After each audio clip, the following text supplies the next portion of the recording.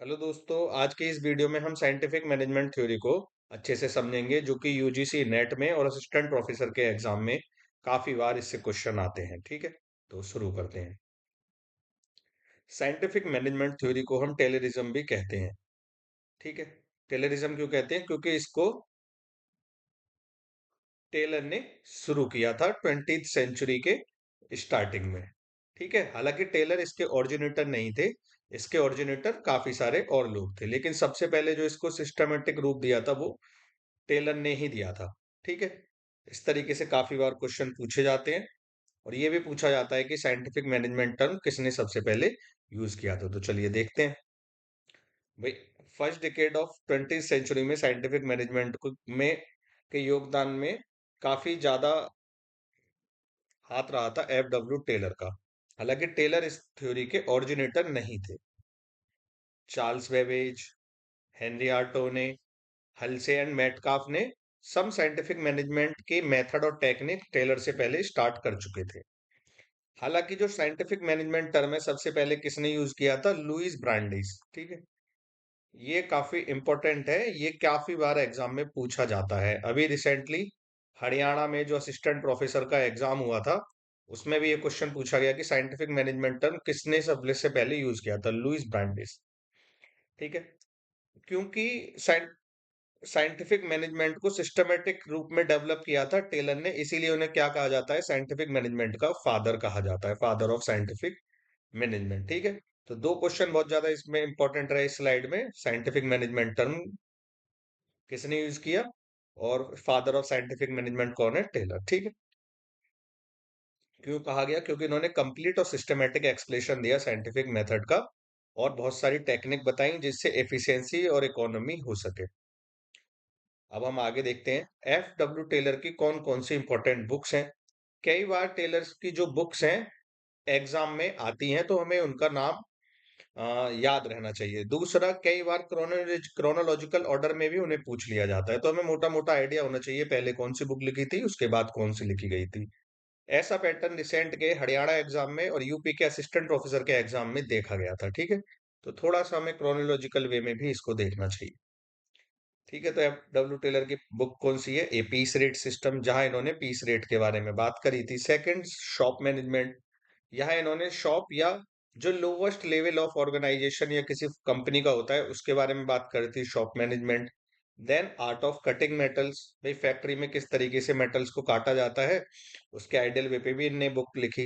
And fourth, principles of scientific management. ठीक है, तो ये चार इनकी इंपॉर्टेंट बुक है जो आपको याद रहनी चाहिए। Piece rate system, shop management, art of cutting metal and principles of scientific management. Then इसके अलावा जो साइंटिफिक मैनेजमेंट में और भी ज्यादा लोग थे, ठीक है, जिन्हें एज ए हम टेलर के फॉलोअर भी मान सकते हैं, जिनमें गेंट हो गए, इमर्सन हो गए, गिलबर्ट हो गए, ठीक, एस एस थॉमसन हो गए, एम एल कुक हो गए। ठीक, जी, हम जिनके बारे में हम नेक्स्ट स्लाइड में थोड़ा बहुत समझेंगे।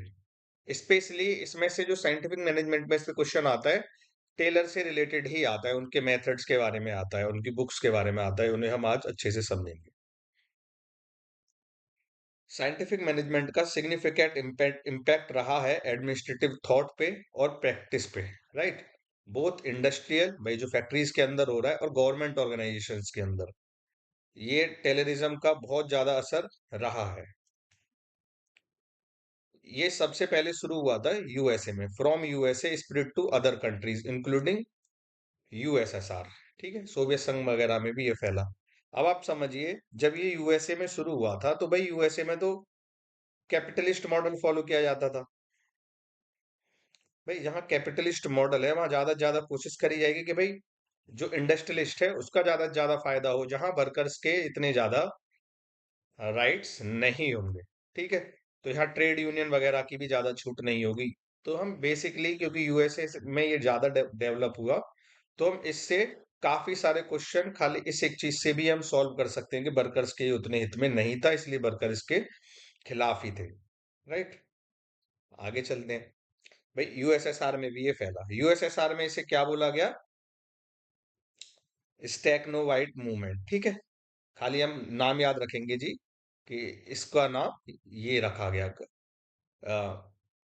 कभी मैचिंग में इस तरीके के क्वेश्चन आए थे, Stakhanovite movement related to which country, या विच थ्योरी, तो तब हम इस तरह के क्वेश्चंस कर सकते हैं, राइट।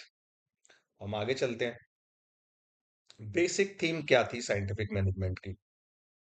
तो भाई बेसिक थीम थी, management is a true science, it rest on clearly fix laws rules which have universal applicability in all type of organisation. यानी भाई मैनेजमेंट एक साइंस की तरह है, और जिस तरीके से साइंस में ग्रेविटी के रूल्स होते हैं, या ग्रेविटेशनल फोर्स के रूल्स होते हैं, सेम ऐसे ही मैनेजमेंट के भी कुछ फिक्स्ड रूल्स हो सकते हैं जो किसी भी कंडीशन में चेंज नहीं हो सकते, भले ऑर्गेनाइजेशन पब्लिक हो या प्राइवेट हो, हर जगह मैनेजमेंट के सेम रूल एप्लीकेबल होंगे, ऐसा इनका मानना था।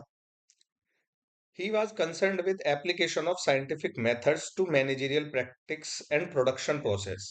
ये साइंटिफिक मेथड्स का यूज करना चाहते थे मैनेजरियल प्रैक्टिस में और प्रोडक्शन को इंक्रीज करने में, उसकी इफिशियंसी तय करने में।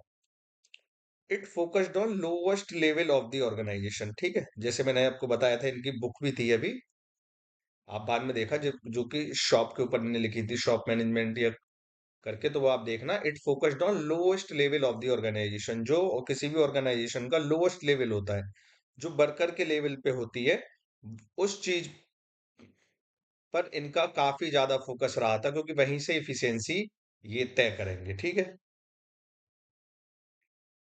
Lowest level of the organisation. It stressed upon specialisation, भाई स्पेशलाइजेशन होना चाहिए। प्रिडिक्टिबिलिटी, भाई कब सामान तैयार होगा, कितने देर में तैयार हो जाएगा। टेक्निकल कॉम्पिटेंस, इसके लिए ट्रेनिंग वगैरह की भी बात करते थे। एंड रेशनलिटी, भाई यानी रीजन का या साइंटिफिक मेथड्स का यूज होना चाहिए ऑर्गेनाइजेशन की इफिशियंसी और इकोनॉमी को बढ़ाने में, ठीक है। Specialization, predictability, technical competence and rationality. अब यहाँ एक कॉन्सेप्ट आता है जो इन्होंने बोला था कि भाई इसके थ्रू कंपनियों में कई बार प्रोडक्शन लो हो जाता है, इसे कहते हैं हम सोल्डरिंग फिनोमिनन। क्या होता है ये tendency on the parts of worker to restrict the output, ठीक है।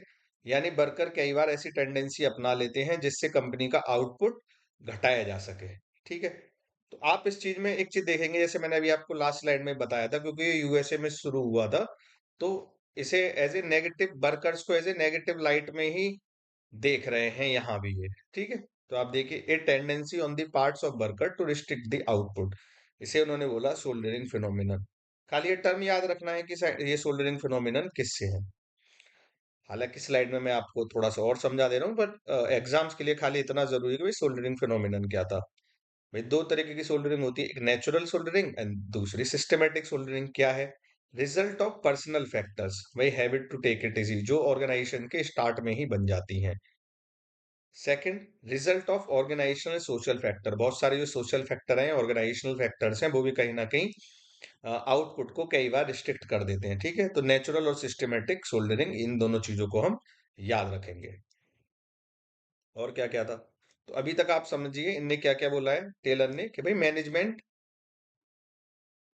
एक साइंस होती है, ठीक है, जिसके फिक्स्ड लॉज होते हैं, और इन्होंने फोकस किया शॉप लेवल पे, भाई लोएस्ट लेवल ऑर्गेनाइजेशन पे इन्होंने फोकस किया। उन्होंने बोला कई बार जो वर्कर्स हैं सोल्डरिंग फिनोमेना का यूज करते हैं जिससे आउटपुट को रिड्यूस किया जा सके, और इन्होंने साइंटिफिक मेथड का यूज करने के लिए बोला जिससे प्रिडिक्टिबिलिटी और स्टैंडर्डाइजेशन बना रहे, ठीक है। और क्या बेसिक थीम थी? इन्होंने कहा systematic soldiering is practised by workmen to keep the supervisors expectation of work performance at low levels. यानी भाई वर्कर्स जानबूझ के इस तरह की प्रैक्टिसेस अपनाते हैं जिससे सुपरवाइजर की एक्सपेक्टेशन कम ही रहे, कि जी भाई 2 घंटे में खाली 8 ही पार्टिकुलर प्रोडक्ट बन पाएंगे, ठीक है, जिससे वर्कर्स पर इस तरीके का लोड ना बढ़े, ठीक है। Then he felt that fundamental way of increasing efficiency lies in the reduction of soldering। तो भाई जो on the parts of workers है, भाई जो सोल्डरिंग वाला मेथड यूज होता है, इसे किसी भी तरीके से अगर घटाया जाए, ठीक है, तो भाई अपने आप जो फैक्ट्री का आउटपुट है वो बढ़ जाएगा, और जब इसका आउटपुट बढ़ जाएगा तो अपने आप इफिशिएंट या इफिशियंसी हो जाएगी। इसके लिए क्या बोलते हैं? He based his theory of scientific management of three assumption. उनके थ्री एजम्पशंस थे, क्या क्या थे देखते हैं। Organizational functioning can be improved with application of scientific method, भाई साइंटिफिक मेथड का एप्लीकेशन करेंगे। Second, a good worker is one who does not initiate action but accept the order of management. यानी जो गुड वर्कर है वो खाली instruction जो मिले तभी काम करे, अपनी मन मर्जी से कोई भी एक्शन स्टार्ट नहीं करे। And third, every worker is an economic man. यानी जो प्राइमरी कंसर्न होता है किसी वर्कर का, मॉनेटरी रिवार्ड्स, ठीक है, यानी पैसा। खाली उनके दिमाग में यही चीज रहती है, ये इन्होंने बोला। यानी साइंटिफिक मेथड का आप यूज करो, वर्कर्स को ज्यादा सोचना नहीं चाहिए, जो सुपरवाइजर या ऊपर की अथॉरिटी ने बोला है वही काम करना चाहिए, और उनके लिए मॉनेटरी फैक्टर या पैसा ही इंपॉर्टेंट रहता है। ये इन्होंने बात बोली। तो इन्होंने क्या बोला भाई, हमें develop a science for each element of men's work, ठीक है। भाई हमें ऐसी साइंस डेवलप करनी चाहिए जिससे एवरी एलिमेंट या हर आदमी का जो काम है हम उसका स्टैंडर्डाइजेशन कर सकें और एक वन बेस्ट वे निकाल सकें, ठीक है, वन बेस्ट वे, कि जी इसके पार्टिकुलर मेथड्स क्या हैं जिससे ये काम जल्दी से हो जाएगा, और हम उसी तरीके से पार्टिकुलर टाइम निकाल पाए, और फिर उसी के आधार पर हम उस चीज का पीस के जो रेट है, जो इसका प्राइस है, उसके आधार पर हम ये सारी चीज डेवलप कर पाए। ना कि रूल ऑफ थंब कि जी नहीं जो पहले होता था उसी के आधार पर, नहीं, साइंटिफिक वे में हम इन सारी चीज को देखें, ठीक है। ये उन्होंने बोला। सेकंड प्रिंसिपल्स क्या था, scientifically select and then train, teach and develop workmen. जो एक सिंपल आप एम्प्लॉय को रिक्रूट कर रहे हो, उसका साइंटिफिक वे में सिलेक्शन होना चाहिए, यानी ऑब्जेक्टिव वे में सिलेक्शन होना चाहिए, रेदर देन योर इंस्टीट्यूशन। उसकी ट्रेनिंग होनी चाहिए, फिर टीचिंग करनी चाहिए, उसके बाद ही उसे फैक्ट्री में उतारा जाना चाहिए। Third, management fully cooperate with workers. भाई वर्कर्स के साथ मैनेजमेंट को हर तरीके से कोऑपरेशन करना चाहिए, जिससे सोल्डरिंग वाला फिनोमिना ना हो, ठीक है। There must be equal division of work and responsibility between management and workman. भाई जो मैनेजमेंट है, वर्कर्स हैं, उनके बीच काम और जिम्मेदारी दोनों का बराबर बराबर हिस्सेदारी होनी चाहिए। ऐसा तो पूरे इतिहास में किसी भी देश में ऐसा हुआ है नहीं, ठीक है। हालांकि इनका ऐसा मानना था, जो कि अपने आप में एक रिवॉल्यूशनरी वे था कि किस तरीके से हम फैक्ट्रीज का आउटपुट बढ़ा सकते हैं। तो हम इनके प्रिंसिपल्स की एक बार समरी थोड़ा देखते हैं भाई। साइंस, साइंटिफिक मेथड्स का यूज होना चाहिए। दूसरा भाई, वर्कर्स और मैनेजमेंट के बीच हार्मनी रहना चाहिए, किसी भी तरीके का मनमुटाव उस वे में नहीं बढ़ना चाहिए कि जिससे आउटपुट रिस्ट्रिक्ट हो, राइट। कोऑपरेशन होना चाहिए वर्कर्स और मैनेजमेंट में, नॉट इंडिविजुअलिज्म। हमें कंपनी के बारे में या ओवरऑल इंटरेस्ट के बारे में सोचना चाहिए, ना कि हमें पार्टिकुलर अपने इंटरेस्ट के बारे में। Fourth, maximum output. भाई हमें मतलब आउटपुट को ज्यादा से ज्यादा बढ़ाना की कोशिश करनी चाहिए, क्योंकि जैसे ही अगर आउटपुट बढ़ेगा तो भाई कंपनी की एफिशिएंसी बढ़ेगी, और जो आम वर्कर है भाई उसकी सैलरी बढ़ेगी। और क्योंकि टेलर का ऐसा मानना था कि workers are dependent on as मतलब इकोनॉमिक मैन है, तो उनके लिए मॉनेटरी रिवार्ड जरूरी है, तो जैसे ही मैक्सिमम आउटपुट होगा तो उनकी सैलरी भी बढ़ेगी, राइट। तो इसीलिए मैक्सिमम आउटपुट की तरफ उन्हें देखना चाहिए। और उनका मानना था कि भाई हर आदमी का जो डेवलपमेंट है उसकी ग्रेटेस्ट एफिशिएंसी पे होना चाहिए, यानी हर आदमी को जो उसका सबसे बेस्ट एफिशिएंसी है, और जब वो सबसे ज्यादा प्रोडक्टिव है उस वे में उस काम को करना चाहिए, ठीक है। आगे चलते हैं। तो ये इंपॉर्टेंट कॉन्सेप्ट है, इस पे काफी बार क्वेश्चन आया है, व्हाट इज मेंटल रिवॉल्यूशन। ये आप टर्म को एकदम रट्टा मार लीजिए, भाई क्या है मेंटल रिवॉल्यूशन। भाई जो वर्कर है, मैं आपको समझाता हूँ, भाई जो वर्कर्स हैं और जो मैनेजमेंट है या इंडस्ट्रियलिस्ट है, कैपिटलिस्ट है, भाई इनमें हमेशा कहीं ना कहीं कॉन्फ्लिक्ट रहता ही है, क्योंकि वर्कर्स चाहते हैं कि उन्हें बेटर वेज मिले, बेटर स्टैंडर्ड ऑफ लाइफ हो। वहीं मैनेजमेंट चाहता है भाई हम लेस वेजेस पे उन्हें रख पाए, जिससे ज्यादा से ज्यादा प्रॉफिट हम कमा पाए। तो मेंटल रिवॉल्यूशन क्या था भाई, तो मतलब मेंटल रिवॉल्यूशन का मतलब था जो वर्कर्स हैं और जो मैनेजमेंट है, इन दोनों के ब्रेन में एक दूसरे के लिए या एक दूसरे के मन में रेदर देन कॉन्फ्लिक्ट की जगह कोऑपरेशन का भाव होना चाहिए। ठीक है, जो अभी तक जैसे कार्ल मार्क्स वगैरह ने बोला था कि जी आपस में इन दोनों में कॉन्फ्लिक्ट रहता ही रहता है, तो कॉन्फ्लिक्ट की जगह दोनों में कोऑपरेशन रहना चाहिए। क्यों कोऑपरेशन रहना चाहिए? क्योंकि उनका ऐसा मानना था कि भाई अगर कंपनी का आउटपुट बढ़ेगा तो भाई कंपनी को ज्यादा प्रॉफिट होगा, और अगर ज्यादा प्रॉफिट होगा तो भाई उससे आम वर्कर की वेजेस बढ़ेंगी, और जब वेजेस बढ़ेंगी, क्योंकि भाई वर्कर इकोनॉमिक मैन है, तो उसकी यानी उसके लिए मॉनेटरी रिवार्ड जरूरी है, तो उससे वो मोटिवेट होगा और फिर से वो ज्यादा आउटपुट बढ़ाने के लिए कोशिश करेगा, और उससे मैनेजमेंट भी खुश रहेगा और वर्कर्स भी खुश रहेंगे। ऐसा बात उनने कही थी टेलर ने, ठीक है, बट एक्चुअल में ऐसा हो नहीं पाता है। ठीक है, क्योंकि मैनेजमेंट ज्यादा से ज्यादा या इंडस्ट्रियलिस्ट ज्यादा से ज्यादा जो भी वर्कर्स करते हैं उसका अपनी तरफ प्रॉफिट ज्यादा से ज्यादा उसे लेने की कोशिश करते हैं, जिसे कार्ल मार्क्स ने भी थ्योरी ऑफ सरप्लस वैल्यू में समझाया था। हालांकि हम उस चीज पे नहीं जा रहे, बट मैं अभी के लिए ये बता रहा हूँ कि उनका ऐसा मानना था टेलर का। समझ में आया कि भाई वर्कर्स और मैनेजमेंट में कोऑपरेशन रहना चाहिए, जिससे ज्यादा से ज्यादा आउटपुट हो, प्रॉफिट हो, वेजेस बढ़े, और जिससे आम आदमी जो वर्कर है उसकी भी सैलरी बढ़े। आइए अब समझते हैं मेंटल रिवॉल्यूशन, जो हम अभी तक देख चुके हैं। भाई scientific management involves a complete mental revolution क्या है? It requires the realisation on part of both the parties. भाई जो वर्कर्स हैं और जो मैनेजर है उनके पे न्यू आउटलुक होना चाहिए कि उनका जो म्यूचुअल इंटरेस्ट है, ठीक है, वो not contradictory but can prosper only through cooperation. अगर वो दोनों कोऑपरेशन करेंगे तभी प्रोस्पेरिटी आएगी। This is the essence of scientific management. जैसा कि मैंने आपको अभी समझाया था कि दोनों में कोऑपरेशन रहना चाहिए रेदर देन कॉन्फ्लिक्ट की भावना, जिससे आउटपुट बढ़ेगा और बाद में वर्कर्स को और मैनेजमेंट को दोनों को ही फायदा हो। टेक्निक्स क्या क्या है? First, functional foremanship.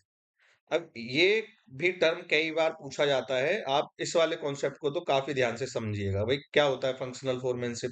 भाई ज्यादातर जो क्लासिकल थिंकर्स थे वो मानते थे कि भाई जो वर्कर्स हैं खाली एक ही सुपरवाइजर उनका होना चाहिए, उनके ऊपर एक ही होना चाहिए, बट उनका ये चीज को चैलेंज किया था टेलर ने। टेलर का मानना था कि भाई जो सर किसी भी वर्कर के ऊपर होते हैं वो एक सुपरवाइजर ना होके 8 सुपरवाइजर होना चाहिए। ठीक है, फंक्शन के बेसिस पे फोरमैनशिप होनी चाहिए, ऐसा मानना था टेलर का। ठीक है, ये काफी इंपॉर्टेंट है, इसे आप अच्छे से समझिएगा, और ये काफी बार एग्जाम में पूछा भी जाता है। तो फंक्शनल फोरमैनशिप क्या है? A worker is supervised and guided by 8 functional foreman specialised supervisors, right? He rejected the system of single foremanship. ठीक है, जिसे क्लासिकल वे में हम यूनिटी ऑफ कमांड या लीनियर सिस्टम या मिलिट्री टाइप ऑफ ऑर्गेनाइजेशन भी कहते हैं कि भाई जो हमें अथॉरिटी हो या कमांड हो हमें एक ही पर्सन से लेनी चाहिए रेदर देन बहुत सारे पर्सन से। उससे क्या होता है कि एक ऑर्गेनाइजेशन में एक यूनिफॉर्मिटी बनी रहती है।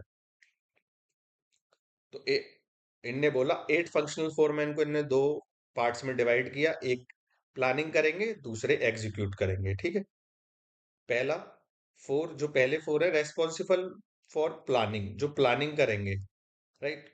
इन्हें हम स्पेशली वे में आप समझ सकते हैं, याद करने के वे में कि भाई इन्हें हम क्लर्क बोल सकते हैं। ठीक है, जो प्लानिंग करेंगे। कौन कौन से क्लर्क हैं आइए समझते हैं।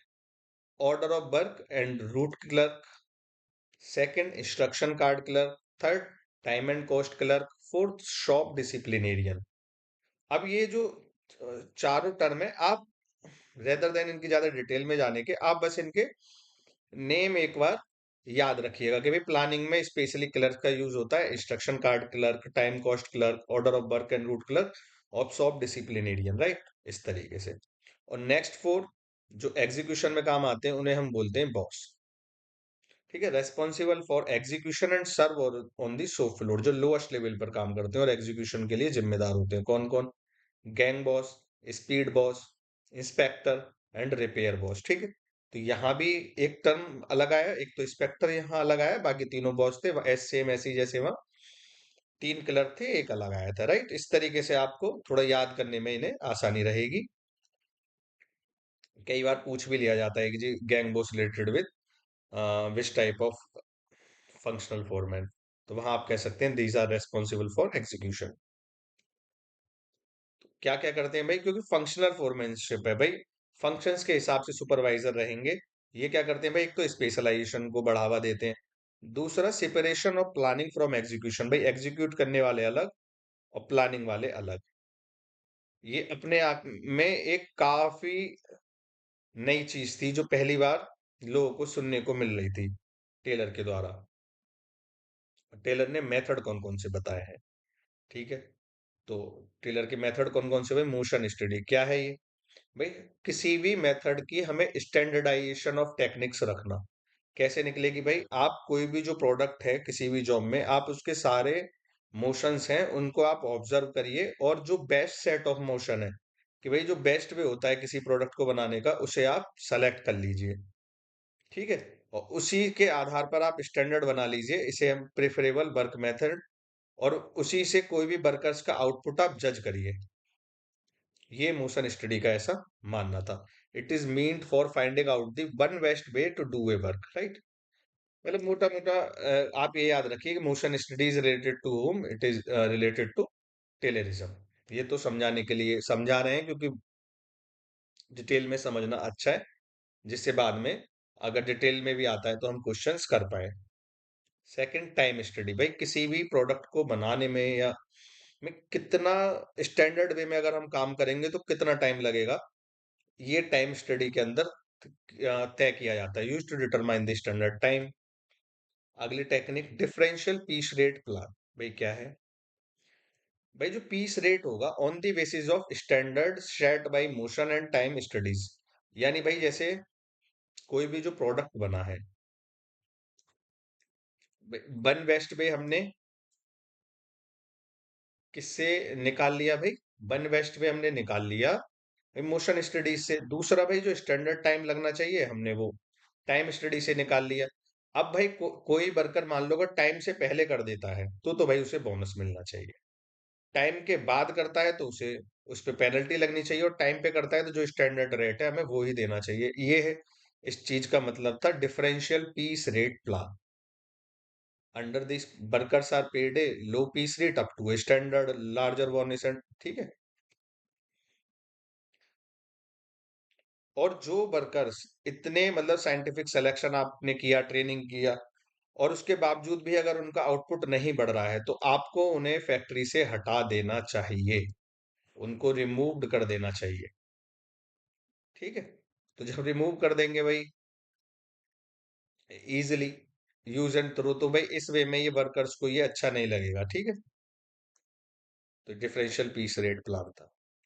अगला एक्सेप्शन प्रिंसिपल, भाई एक्सेप्शन प्रिंसिपल क्या है, भाई अगर देखिए अभी तक देखिए हमने मोशन स्टडी देख ली कि भाई वन वेस्ट पे हो गया, भाई टाइम स्टडी देख ली, भाई टाइम के हिसाब से होना चाहिए, डिफरेंशियल पीस रेट प्लान भाई टाइम के हिसाब से, भाई इन दोनों मेथड के हिसाब से आपको उसका वेतन तय करना चाहिए। एक्सेप्शन प्रिंसिपल क्या है, भाई अगर सारी चीज इन तीनों मेथड्स के तहत हो रही है तब तक मैनेजमेंट को उस पर ज्यादा इंटरफेरेंस या गौर नहीं करनी चाहिए। अगर लीक से हटकर कुछ काम हो रहा है तभी मैनेजमेंट को वहां इंटरफेरेंस या उस चीज को ओवरसी करना चाहिए। ये है exception principle. It involves setting up a large daily task of by the management with regard for achieving targets and penalty। यानी भाई मैनेजमेंट या ऊपर के बॉसेस डिसाइड करेंगे कि भाई आज ये काम होने हैं। अगर आपने ये चारों टास्क कंप्लीट कर लिए तो भाई आपको इंसेंटिव मिलेंगे, अगर आपने तीन किए तो भाई आपको थोड़ा कम इंसेंटिव मिलेंगे, और आप दो ही कर पाए तो भाई आप पे पेनल्टी लगेगी। इस तरीके से जो मैनेजमेंट है या ऊपर के बॉसेस हैं उन्हें ये डेली टास्क रखना चाहिए। Taylor suggested that managers should not be interested in the items that are at standard performance, जो मैंने अभी आपको समझाया, but should be concerned mostly with exceptional items that vary from standard performance। यानी जो standard है भाई कि 5 मिनट में कोई प्रोडक्ट तैयार होता है, अगर उससे स्टैंडर्ड अलग आता है कि भाई 10 मिनट में हो रहा है, 20 मिनट में हो रहा है, या 1 मिनट में हो रहा है, ठीक है, तो ये एक्सेप्शन हो गया। आपको यहाँ जाके थोड़ा मैनेजमेंट को देखना चाहिए कि यहाँ हो क्या रहा है, रेदर देन भाई 5 की जगह अगर 6 लग रहे हैं या 5.5 लग रहे हैं तो ज्यादा अपनी एनर्जी वेस्ट नहीं करनी चाहिए। ठीक है, ये एक्सेप्शन प्रिंसिपल का मतलब था। और भी कई सारी टेक्निक्स बताई, जिन्हें हम बारी बारी से खाली सरसरी निगाह से देखते हैं। क्या क्या? Standardisation of all tools and implements, भाई जो भी टूल और इम्प्लीमेंट्स यूज होंगे ट्रेड में या किसी भी काम में वर्कर के, उनका भी स्टैंडर्डाइजेशन किया जाना चाहिए। भाई निमोनिक सिस्टम होने चाहिए मैन्युफैक्चरिंग के प्रोडक्ट में। ठीक है, कि भाई उनके स्पेशलाइज्ड नाम हो जिन्हें आसानी से वर्कर्स याद कर सके। भाई सेपरेट प्लानिंग सेल होना चाहिए, डिपार्टमेंट होना चाहिए, इसमें प्लानिंग करी जाए किस तरीके से प्रोडक्ट डिजाइन होगा, बनेगा। ठीक है, use of time saving implements, भाई टाइम सेविंग इम्प्लीमेंट्स होनी चाहिए। मॉडर्न कॉस्ट सिस्टम होना चाहिए, रूटिंग सिस्टम। ठीक है, तो ये instruction card for the worker, ये सारी टेक्निक्स देखनी चाहिए, होनी चाहिए। फिलहाल वो आगे की चार जो मैंने समझाई थी वो ज्यादा इंपॉर्टेंट है, या खाली है कि आप एक सरसरी निगाह इन पे डाल। अब हम आगे देखते हैं, भाई टेलर के फॉलोअर कौन है। ठीक है, याद करिए मैंने आपको पहली स्लाइड में दो तीन लोगों के बारे में बोला था। भाई गिलबर्ट थे, इमर्सन थे।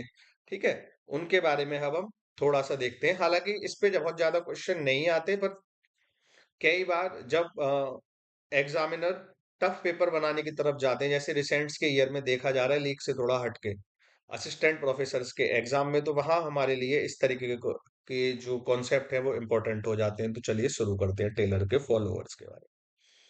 First, H L Gantt. क्या क्या इनने क्या बोला? भाई ऑर्गेनाइजेशन सर्टेन हैबिचुअल वेज होते हैं किसी भी काम को करने के, इसीलिए मैनेजमेंट को इनिशियल स्टेजेस में ही गुड हैबिट्स बनानी चाहिए। ठीक है, यानी जो सोल्जरिंग वाला फिनोमेना है उसे कम से कम करने के लिए इनिशियल डेज में ही अच्छी हैबिट्स बना देनी चाहिए। एच एल जानट ने बोला, he designed a chart on which progress of work could be plotted continuously against time. ठीक है, यानी उन्होंने एक चार्ट बनाया जिसमें वर्क और टाइम को आपस में देखा जा सके। भाई 2 घंटे में इतना काम हो जाना चाहिए, चार में इतना, जिससे कंटिन्यूअसली वर्कर्स पर निगरानी करी जा सके। ठीक है, ये उन्होंने बोला और इसको बोला गया the Gantt chart. Right, it serve as a planning and controlling device. Planning इसलिए कि भाई इतने घंटे में इतना काम हो, कंट्रोलिंग ऐसे भाई worker always into the line, कि भाई उन्हें 2 घंटे में ये काम करना है। ठीक है, जैसे आजकल आप इस चीज के चीज देख सकते हैं कि बहुत सारी ऑर्गेनाइजेशन में प्रेशर बहुत ज्यादा बढ़ जाता है, जिससे वर्कर्स की मेंटल हेल्थ पे भी असर पड़ता है। जैसे आप H D F C bank में ये कई बार ये चीज आप देखते होंगे। ठीक है, नेक्स्ट, गिलवर्थ। भाई गिलवर्थ ने क्या बोला? भाई ये दोनों हस्बैंड और वाइफ ने साइंटिफिक मैनेजमेंट में योगदान दिया। इन्होंने इन्वेंट किया था फ्लो प्रोसेस चार्ट। ठीक है, एक ने डेवलप किया था गैंट चार्ट, एक ने किया फ्लो प्रोसेस चार्ट। क्या करा था ये? Implementation of unnecessary steps in an operation, hence their system was called as speed work. तो भाई यानी उनने इनका ऐसा मानना था फ्लो प्रोसेस चार्ट के द्वारा जो अननेसेसरी स्टेप्स हैं आप पहले से ही फ्लो चार्ट बना दो, कि भाई आपको ये काम करना है, देन दूसरा काम ये, फिर तीसरा काम ये, जिससे आप अननेसेसरी स्टेप्स, कुछ भी अगर हो रहा है, एक्सेप्शन हो रहा है, आप उसको तुरंत रिजेक्ट करके वापस उस अपने फ्लो चार्ट पर या काम पर दोबारा जा सको। ठीक है, इसीलिए उसे हम बोला गया स्पीड वर्क, इससे काम जल्दी हो जाता था। ठीक है, और मॉडर्न मोशन और टाइम स्टडी टेक्निक्स में इसका बहुत ज्यादा यूज रहा है और इनकी इनने फाउंडेशन भी डेवलप करी। अगला फॉलोअर हम देखते हैं, इमर्सन। भाई इमर्सन ने 12 प्रिंसिपल्स ऑफ एफिशिएंसी के बारे में इन्होंने बोला है। इनकी इवन बुक भी है, efficiency and 12 principles of efficiency. ये अपने सिस्टम को एफिशिएंसी सिस्टम कहना चाहते थे रेदर देन साइंटिफिक मैनेजमेंट। ठीक है, तो जब भी अगर एफिशिएंसी सिस्टम आएगा तो आप किससे जोड़ देंगे? इमर्सन से। नेक्स्ट, कोके। भाई कोके क्या कहते थे? इन्होंने साइंटिफिक मैनेजमेंट का जो टेक्निक्स थी उसे गवर्नमेंट और एजुकेशनल फील्ड्स, इन दोनों ही जगह इंप्लीमेंट किया।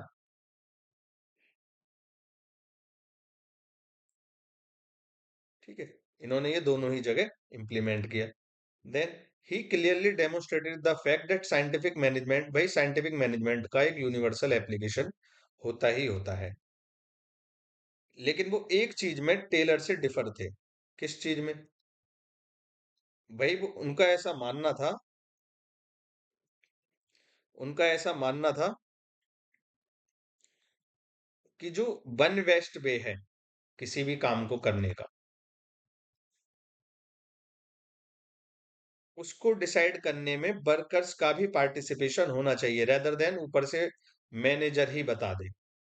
ठीक है, तो ये अपने आप में यानी वर्कर्स को भी कहीं ना कहीं एक सेइंग होना चाहिए कि भाई किस तरीके से हम अपना काम को जल्दी से जल्दी कर सकें। जबकि टेलर क्या कहते थे, खाली जो अपर मैनेजमेंट है उसी पर ये कंट्रोल होना चाहिए। तो इसमें ये काफी हद तक टेलर से अलग थे, और इसमें वर्कर्स के थोड़े से हित की बात ज्यादा कही गई थी। ठीक है, तो ये हमने देख लिया। अभी तक हमने क्या क्या देखा है, आप स्लाइड्स में देखिए। भाई हमने बेसिक थीम देख ली, प्रिंसिपल्स देख लिए साइंटिफिक मैनेजमेंट के, राइट। उसके बाद हमने टेलर के फॉलोअर्स देख लिए। हमने ये भी देखा भाई किस तरीके से इसकी राइज हुई, ग्रोथ हुआ। ठीक है, अब हम सबसे लास्ट में इस चीज को देखेंगे, साइंटिफिक मैनेजमेंट के क्रिटिसिज्म क्या क्या है। तो चलिए शुरू करते हैं। इसके क्रिटिसिज्म क्या क्या है, जैसे मैंने बताया यूएसए में था, तो भाई वर्कर्स तो इससे, कई हर हालत में वर्कर्स, ट्रेड यूनियंस तो इससे दुखी ही होंगे। ठीक है, it was criticized as a partial theory of organization due to the concentration on shop floor activity and neglect of organizational process beyond that level। भाई क्योंकि साइंटिफिक मैनेजमेंट में शॉप लेवल या लोएस्ट लेवल पर ही ज्यादा focus किया गया था, ऊपर के लेवल पर बहुत ज्यादा फोकस ही नहीं किया गया था। ठीक है, तो इसीलिए भी इसका क्रिटिसिज्म किया जाता है। इसने इंटीग्रेशन और coordination of higher level of organisations के बारे में बिल्कुल बात अपनी रखी ही नहीं। मतलब इनने हायर ऑथोरिटीज जो हैं उनको बहुत ज्यादा इंपॉर्टेंस ना देके खाली वर्कर्स पर ही अपना सारा फोकस रखा। तो ये इनका क्रिटिसिज्म एक हो जाता है। दूसरा, इसे मैकेनिस्टिक थ्योरी ऑफ ऑर्गेनाइजेशन भी कहा जाता है, क्योंकि इन्होंने जो ह्यूमन साइड होती है और किसी भी ऑर्गेनाइजेशन की, उसका उन्होंने पूरी तरीके से नेग्लेक्ट किया था, क्योंकि ये कहीं ना कहीं वर्कर्स को as a cog in the wheel बनाना चाह रहे थे, as efficient as the machine. जैसे वर्कर्स पे सोशियोलॉजिकल और साइकोलॉजिकल फैक्टर्स का कोई असर होता ही नहीं है। ठीक है, खाली एज ए मॉनेटरी फैक्टर्स के नजर से ही उनको देख रहे थे। तो इसीलिए वर्कर्स तो भाई इसको अपोज करेंगे ही करेंगे। ठीक है, जिसे मैं आपको रिपीटेडली बता चुका हूँ। Third, it explained human motivation mainly in terms of economic factors. Economic factors पर ही इन्होंने ज्यादा गौर किया था, इन्होंने सोशल और साइकोलॉजिकल एस्पेक्ट्स के बारे में बात ही नहीं करी थी। तो लेटर जो हाउथन स्टडीज करी गई थी एल्टन मायो के द्वारा, जिसमें बोला गया कि social and psychological factors are also important with the economic factors in increasing the efficiency and output of any organization. ठीक है, इस आधार पर भी साइंटिफिक मैनेजमेंट थ्योरी का क्रिटिसिज्म किया गया। किसके, कौन कौन इसमें इंपॉर्टेंट थे भाई? एमपी फॉलेट इंपॉर्टेंट थे, Peter Drucker, Oliver Sheldon, Chester Barnard and Chris Argyris. ठीक है, इन लोगों ने भी इनका अपोजिशन किया। Next, it was described as physiological organisation theory by March and Simon, क्योंकि ये खाली उन्हीं वर्कर्स पर फोकस कर रहे थे जो रिलेटेड थे प्रोडक्शन से, बाकी किसी और वर्कर्स पर ये फोकस ही नहीं करा था इस स्टडी ने। इसीलिए इसे फिजियोलॉजिकल ऑर्गेनाइजेशन थ्योरी भी कहीं ना कहीं कहा जाता है।